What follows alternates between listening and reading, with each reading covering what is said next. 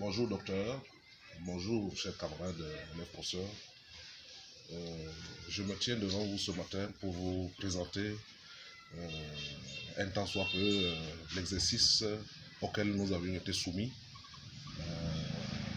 portant sur l'éducation comparée et principalement sur le thème financement de l'éducation dans nos deux pays, à savoir le Tchad et le Cameroun, tous deux pays, n'est-ce pas, de la zone CEMAC.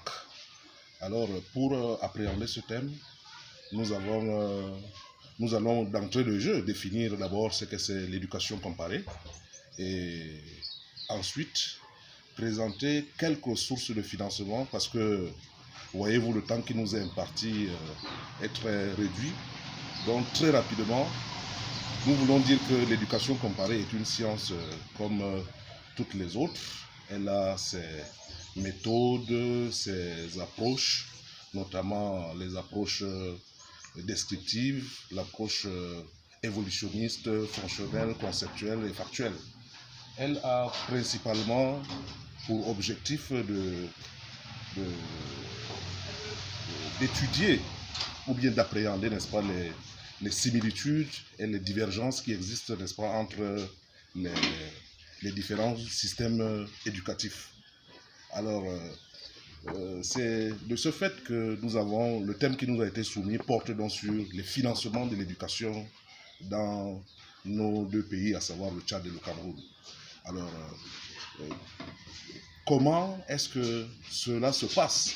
C'est la principale question à laquelle nous allons également répondre, pour dire que les financements de l'éducation, les sources de financement dans ces deux pays sont inspirées, n'est-ce pas, des lois de l'orientation de chaque pays.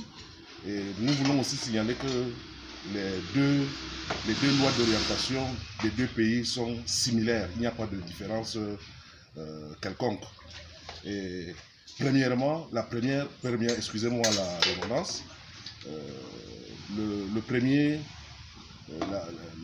organisme ou bien la première personnalité qui finance l'éducation au Cameroun tout comme au Tchad, c'est d'abord l'État.